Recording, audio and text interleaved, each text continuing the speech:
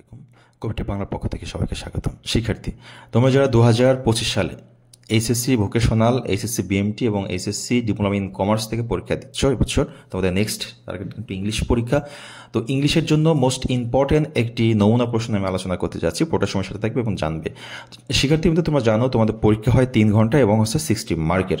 তোমাদের প্রথম যেই সিন প্যাসেজ থাকবে, টোটাল সিন আনসিন থেকে 24 মার্ক প্রশ্ন থাকবে এবং সিন পার্ট থেকে একটা এরকম একটি প্যাসেজ থাকবে। সেই প্যাসেজ থেকে তোমাদের উত্তর করতে হবে 1 নম্বর, যেটা হচ্ছে choose the correct answer from the alternatives, এরকম থাকবে। তারপর 2 নম্বরে থাকবে হচ্ছে কোশ্চেন মার্ক, মানে আনসার দ্য ফলোয়িং কোশ্চেন।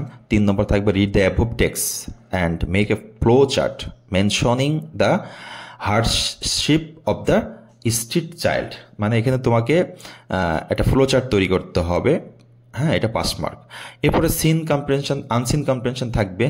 আমার কাছে মোস্ট ইম্পর্টেন্ট এই প্যাসেজটা মনে হয়েছে, এটা দিয়েছি। সেখানে তোমার 4 নম্বর একটা প্রশ্ন থাকবে, কারেক্ট ওয়ার্ড দিয়ে তোমার গ্যাপস পূরণ করতে হবে।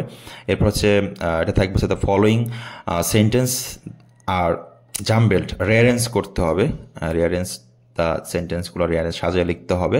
এটা হচ্ছে তোমার সিন এবং আনসিন প্যাসেজ থেকে টোটাল 24 মার্ক যাচ্ছে। হ্যাঁ, এরপর গ্রামার পার্ট থাকবে হচ্ছে 20 মার্ক। এই গ্রামার পার্টে 20 মার্কের ভিতরে প্রথম প্রশ্ন থাকবে হচ্ছে তোমার যে ফ্রেজ, সুইটেবল ওয়ার্ডস এগুলা।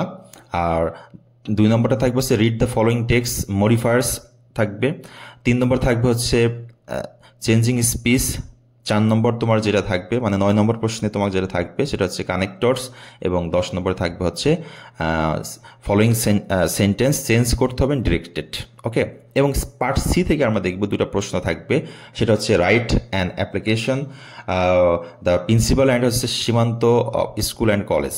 এটা হচ্ছে তোমাকে অ্যাপ্লিকেশন লিখতে হবে ফর পোস্ট এ লাইব্রেরিয়ান, মানে সিভি। এবং 12 নম্বর প্রশ্ন থাকবে তোমার হচ্ছে গ্রাফ চার্ট। হ্যাঁ, আমার কাছে মোস্ট ইম্পর্টেন্ট মনে হচ্ছে যে পপুলেশন ডেন্সিটি ডিসক্রাইবিং অ্যানালাইজিং। হ্যাঁ শিক্ষার্থীবৃন্দ, এই ধরনের একটি নমুনা প্রশ্ন তোমাদেরকে দেখানোর চেষ্টা করেছি।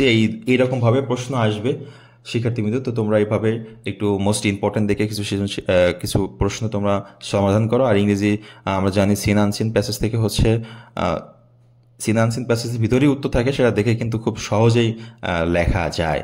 আর গ্রামার পার্টটা অবশ্যই সঠিকভাবে লেখার চেষ্টা করবা এবং রাইটিং পার্টটা। শিক্ষার্থীবৃন্দ, সবার জন্য শুভকামনা থাকলো। সবাই ভালো থাকো, সুস্থ থাকো। আল্লাহ হাফেজ।